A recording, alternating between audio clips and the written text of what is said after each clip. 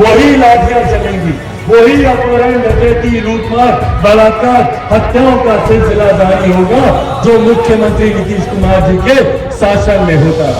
और जो बिहार में सरकार चल रही है, विकास की हम बातें करते हैं, भैया बताइए ना, पिछले 32 साल से बिहार की जनता ने इन लोगों पर नहीं तो किस पर विश्वास किया।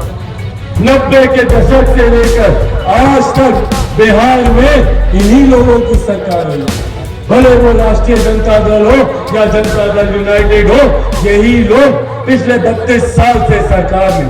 नमस्कार, न्यूज फाउंडेशन देख रहे हैं और मैं हूं आपके साथ रंजन सिंह। बिहार में 2 सीटों पर उपचुनाव हो रहे हैं।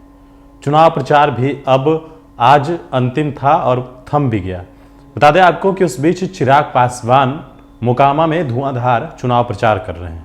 भारतीय जनता पार्टी के काफी मान मनौवल के बाद चिराग पासवान जो है वो चुनाव प्रचार करने के लिए मोकामा पहुंचे।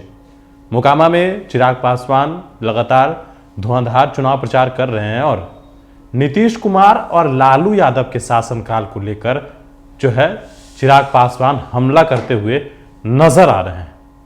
बता दें आपको कि 32 साल चिराग पासवान का यह कहना है कि 32 साल से बिहार में क्या हुआ है, बिहार की जनता त्रस्त है।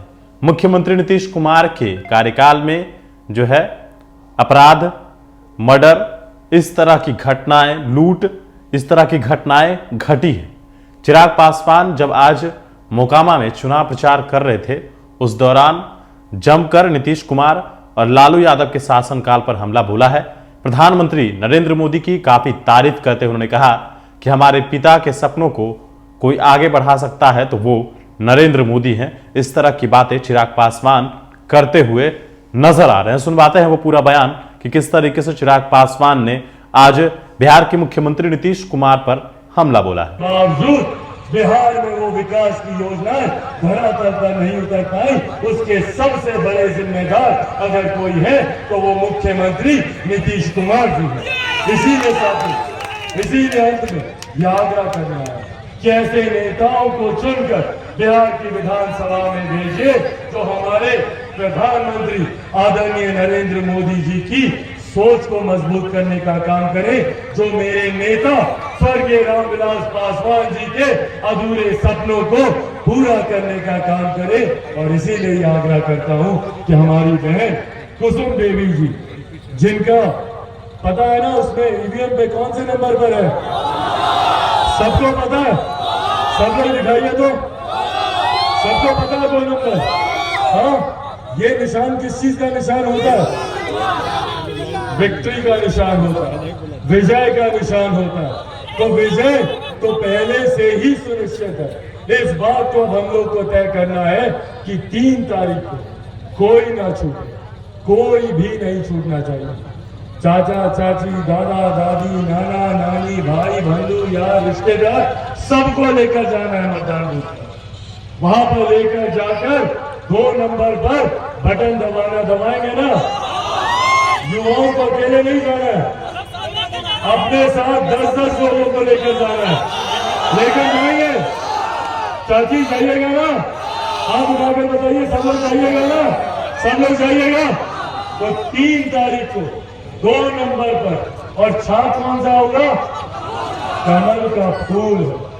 कमल के फूल पर बटन दबाकर आप लोगों को अपना आशीर्वाद देना। और सही मायने में मेरे नेता को अगर श्रद्धांजलि, मेरे नेता के तमाम समर्थक, यहाँ पे मौजूद तमाम लोग सही मायनों में स्वर्गीय रामविलास पासवान जी को श्रद्धांजलि, जिन्होंने अपनी अंतिम सांस तक बिहारियों के लिए वो चिंता करते हैं। साथ ही में यहाँ से जिनका निधन हुआ सुभाष जी, वो भी अपनी अंतिम सांस तक संघर्ष करते रहे। सही मायनों में इन दोनों नेताओं को अगर सही में श्रद्धांजलि होगी तो वो श्रद्धांजलि हमारी बहन कुसुम देवी जी की जीत से वो श्रद्धांजलि होगी। यही अंत में आप लोगों से वादा लेने आया हूँ और अंत में आप लोगों से पुनः याद करूंगा और ये विश्वास दिलाकर जाऊंगा कि चिराग पासवान मजबूती से हर सुख दुख में आपके साथ खड़ा और आप लोगों का साथ ही है जिसने चिराग पासवान को तमाम विपरीत परिस्थितियों के बाद भी जीवित रखा और विधानसभा में भेजे, जो सही मायनों में हमारे लिए लड़ाई लड़े, जो सही मायनों में हमारे हक अधिकार की बातों को विधानसभा में उठाने का काम करें। और कहीं गलती से मौजूदा सरकार के प्रत्याशी चुनाव अगर जीतते हैं तो वही जंगल राज की बात होगी, वही लाठियां चलेंगी, वही अपहरण, डकैती, लूटमार, बलात्कार, हत्याओं का सिलसिला जारी होगा जो मुख्यमंत्री नीतीश कुमार जी के शासन में होता है। आज जो बिहार में सरकार चल रही है, विकास की ये लोग बातें करते हैं, भैया बताइए ना, पिछले 32 साल से बिहार की जनता ने इन लोगों पर नहीं तो और किस पर विश्वास किया। 90 के दशक से लेकर आज तक बिहार में इन्हीं लोगों की सरकार रही है, भले वो राष्ट्रीय जनता दल हो या जनता दल यूनाइटेड हो, यही लोग पिछले 32 साल से सरकार में। और आज ये लोग बात करते हैं भैया हम लोग बिहार में विकास करेंगे। जो लोग जब सत्ता से बाहर होते हैं तो लाखों रोजगार देने की बात करते हैं और जब सत्ता में आते हैं तो वापस से लाठी चलाने का काम हमारे युवाओं पर, हमारे शिक्षकों पर किया जाता है। ये इनकी दोहरी नीति को दिखाता है। जब विपक्ष में कोई रहता है तो कहा जाता है भैया सीटेट बीटेट सबको भर्ती की जाएगी, 7वें चरण की भर्तियों की बात होती है, सुशासन की बात होती है, यहाँ पर मंगल राज कायम करने की बात होती है। पर वही सत्ता में आने के बाद वही अपहरण, वही हत्या, वही बलात्कार, वही लूटमार का सिलसिला जारी होता है। ये अब हम लोगों को समझना है और हम लोगों को जानना है कि भैया सही मायनों में कौन दिन रात सुख दुख की घड़ी में हमारे साथ खड़ा, कौन सही मायनों में हम लोगों के लिए लड़ाई लड़ने का काम करता है। और आज साथियों, विशेष तौर पर यह आग्रह मैं अपने उन साथियों से करूंगा जिन्होंने हमेशा मेरे नेता, मेरे पिता आदरणीय रामविलास पासवान जी का साथ देने का काम किया, जो मजबूती से हर परिस्थिति में मेरे नेता के साथ खड़े रहे। मैं उन लोगों से भी अंत में यह आग्रह करूंगा, मेरे नेता को गए आज लगभग 2 साल हो गए। इन 2 सालों में मैंने हर संभव वो प्रयास किया, भले मुझे सड़क पे रह के संघर्ष करना हो, मैं कभी ना घबराया ना विचलित हुआ। मैंने हर संभव प्रयास किया कि कैसे मैं अपने नेता के सपने को पूरा करूं। विकसित राज्य बनाना मेरे नेता का सपना था। उन्होंने 50 साल से ज्यादा, 5 दशक से ज्यादा सक्रिय राजनीति में उन्होंने दिए ताकि हमारे प्रदेश के लोग आगे बढ़ सकें। और मैं गर्व के साथ कहता हूं कि 50 सालों में मेरे नेता पर कोई 1 रुपया तो क्या 1 पैसे तक का आरोप नहीं लगा सकता।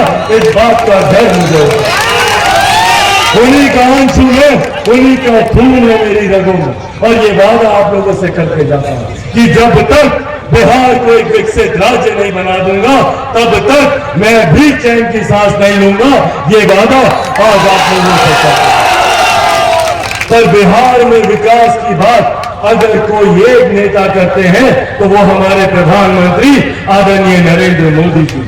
कोई एक व्यक्ति जो बिहार को विकास की राह पर मजबूती से आगे लेकर जाने की सोच रखते हैं, भैया मैं उनकी सोच में कभी कोई खोट नहीं हो सकती। हमारे प्रधानमंत्री जी की सोच यकीनन यहाँ पर जिनके माध्यम से वो विकास को धरातल पर उतारने का प्रयास कर रहे थे वो नेता गलत थे।